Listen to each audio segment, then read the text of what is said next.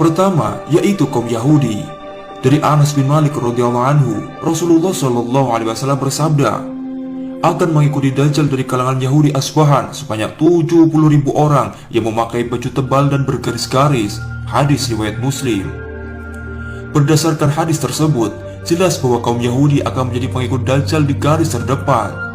Kaum Yahudi telah menolak adanya ilah yang tak terlihat oleh mata mereka. Mereka bahkan meminta kepada Nabi Musa alaihissalam agar Allah menampakkan diri kepada mereka secara kasat mata, sehingga Dajjallah yang menjadi Tuhan bagi mereka, karena kelak mereka dapat melihat Dajjal yang dapat memenuhi segala hawa nafsu duniawi mereka. Kedua, yang akan menjadi pengikut Dajjal adalah kelompok Khawarij. Rasulullah Shallallahu Alaihi Wasallam bersabda, akan muncul pada akhir zaman nanti suatu kaum yang seolah-olah ini berasal dari mereka. Mereka membaca Al-Quran, tetapi bacaannya itu tidak melewati kerongkongan mereka. Mereka keluar dari Islam sebagaimana anak panah melesat menuju sasarannya. Ciri-ciri mereka adalah gundul rambutnya. Mereka selalu muncul sampai generasi terakhir. Mereka keluar bersama Al-Masih Ad-Dajjal.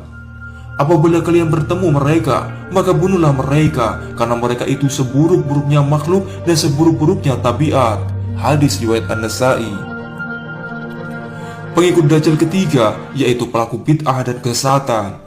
Dari Hudzaifah, Rasulullah Shallallahu Alaihi Wasallam bersabda, setiap umat memiliki kaum menyembah api Majusi, dan kaum Majusi umat ini adalah orang-orang yang mengatakan tidak ada takdir. Barang siapa yang mati di antara mereka, maka janganlah kalian menghadiri pemakaman jenazahnya. Barang siapa yang sakit di antara mereka, maka janganlah kalian menjenguknya.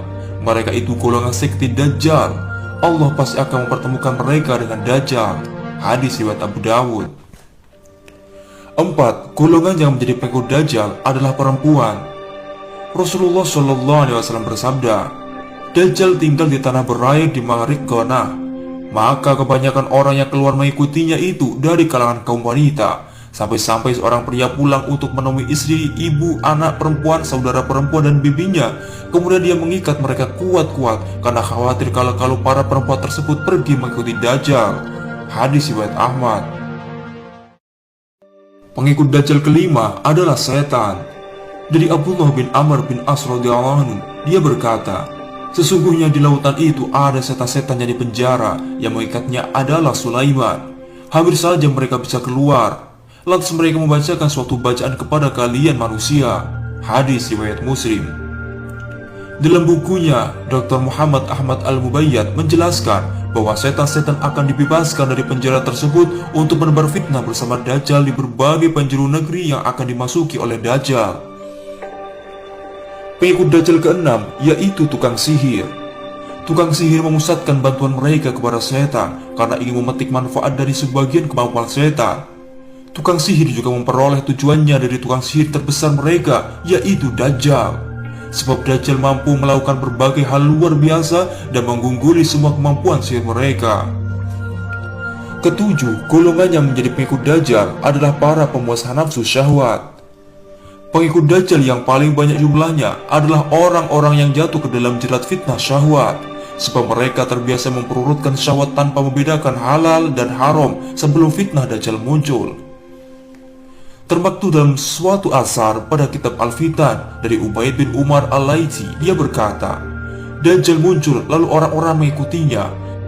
Mereka berkata, kami bersaksi bahwa Dajjal itu kafir, akan tetapi kami mengikutinya hanyalah agar kami bisa makan dari makanannya dan kami bisa mengembalakan ternak di pepohonan yang berdaun lebat.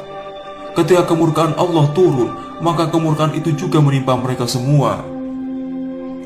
Itulah 7 golongan yang kelak akan menjadi pengikut Dajjal, yaitu kaum Yahudi, Khawarij, pelaku bid'ah dan kesesatan, wanita, setan, tukang sihir, dan pemuas nafsu syahwat. Wallahu a'lamu bishawab.